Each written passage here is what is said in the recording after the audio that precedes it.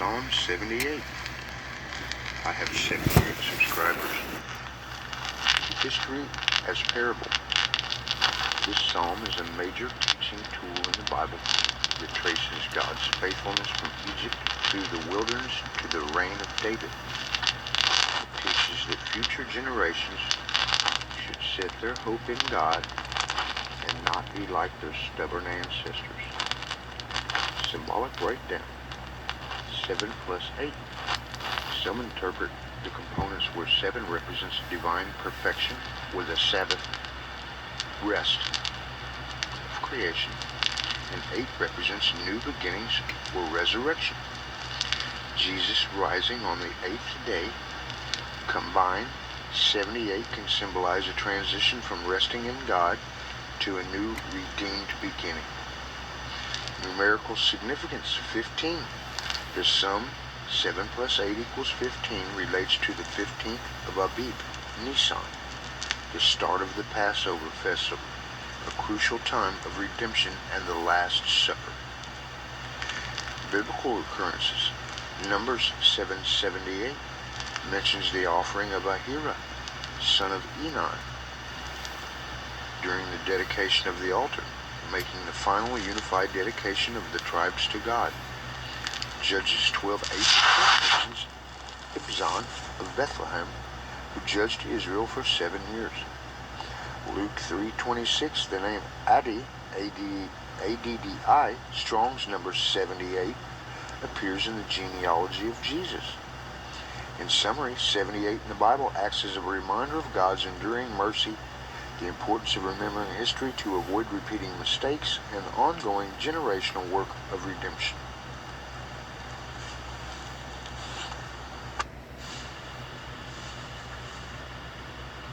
Psalm 78. Give ear, O my people, to my law. Incline your ears to the words of my mouth. I will open my mouth in a parable. I will utter dark sayings of old, which we have heard and known, and our fathers have told us. We will not hide them from their children, showing to the generation to come the praises of the Lord, and his strength, and his wonderful works that he hath done. For he established a testimony in Jacob, and appointed a law in Israel, which he commanded our fathers, that they should make them known to their children, to this generation to come, that this generation to come might know them, even the children which should be born, who should arise and declare them to them, that they might set their hope in God and not forget the works of God, but keep his commandments, and might not be as their fathers, a stubborn and rebellious generation, a generation that set not their heart aright, and whose spirit was not steadfast with God. The children of Ephraim, being armed and carrying bows, turned back in the day of battle. They kept not the covenant of God, and refused to walk in his law, and forgot his works and his wonders that he had showed them. Marvelous things did he in the sight of their fathers in the land of Egypt and in the field of Zoan. He divided the sea and caused them to pass through, and he made the waters stand as a heap. In the daytime he also led them with a cloud, and all the night with a light of fire. He clave the rocks in the wilderness, and gave them drink as out of the great depths. He brought streams also out of the rock, and caused waters to run down like rivers. And they sinned yet more against him by provoking the Most High in the wilderness. And they tempted God in their heart by asking meat for their lust. Yea, they spake against God, and said, Can God furnish a table in the wilderness? Behold, he smote the rock, and the waters gushed out, and the streams overflowed. Can he give bread also? Can he provide flesh for his people? Therefore the Lord heard this, and was wroth. So a fire was kindled against Jacob, and anger also came up against Israel, because they believed not in God, and trusted not in his salvation, though he had commanded the clouds from above, and opened the doors of heaven, and had rained down manna upon them to eat, and had given them the corn of heaven. Man did eat angels' food. He sent them meat to the full. He caused an east wind to blow in the heaven, and by his power he brought in the south wind. He rained flesh also upon them, and dust, and feathered fowls like the sand of the sea. And he let it fall in the midst of their camp, round about their habitations.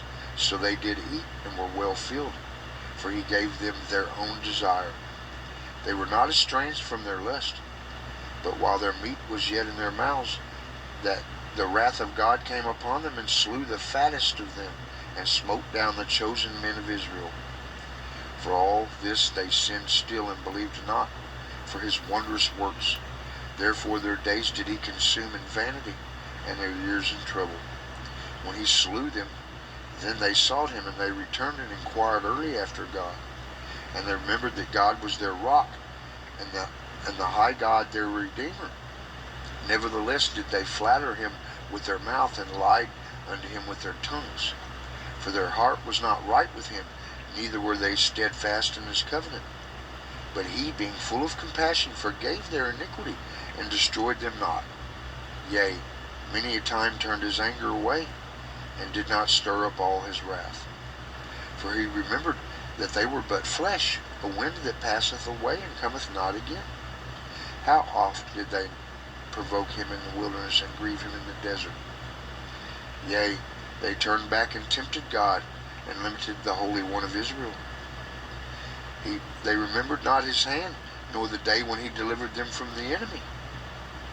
How he had wrought these signs in Egypt, and wonders in the field of Zoan, and had turned their rivers into blood, and their floods that they could not drink.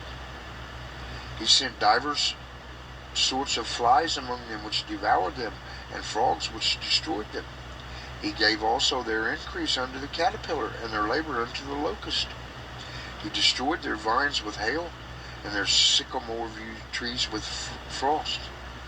He gave up their cattle also to the hail, and their flocks to hot thunderbolts. He cast upon them the fierceness of his anger, wrath, and indignation, and trouble, by sending evil angels among them. He made a way to his anger, and he spared not their soul from death, but gave their life over to the pestilence, and smote all the firstborn in Egypt, the chief of their strength in the tabernacles of Ham, but made his people to go forth like sheep, and guided them in the wilderness like a flock. And he led them on safely, so that they feared not, but the sea overwhelmed their enemies. And he brought them to the border of his sanctuary, even to this mountain, which his right hand had purchased. Wow. He cast out the heathen also before them, and divided them an inheritance by line, and made the tribes of Israel to dwell in their tents.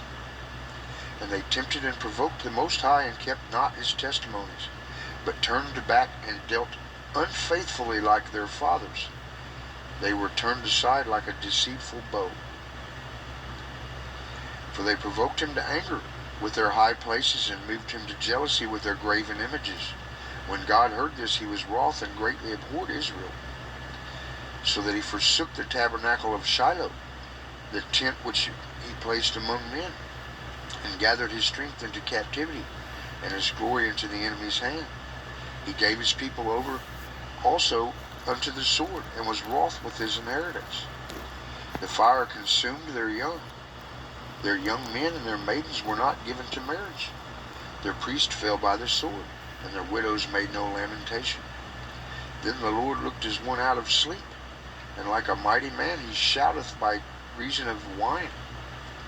And he smote his enemies in the hinder parts, and put them to a perpetual reproach. Moreover, he refused the tabernacle of Joseph, and chose not the tribe of Ephraim, but chose the tribe of Judah, the Mount Zion, which he loved. And he built his sanctuary like high palaces, like the earth which he hath established forever. He chose David also his servant, and took him from the sheepfolds. From following the ewes with young, he brought him to feed Jacob his people, and Israel his inheritance. So he fed them according to the integrity of his heart, and guided them by the skillfulness of his hands. And blessed be the name of the Lord.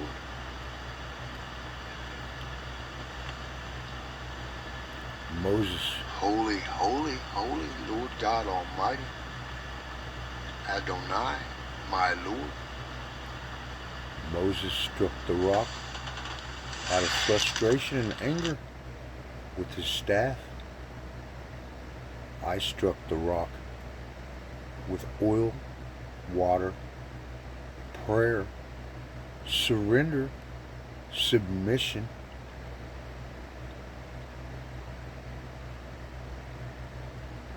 and a vow.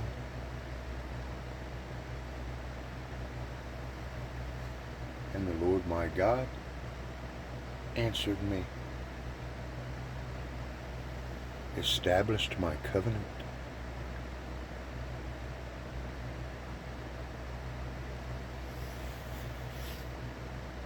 Holy, holy, holy Lord God Almighty,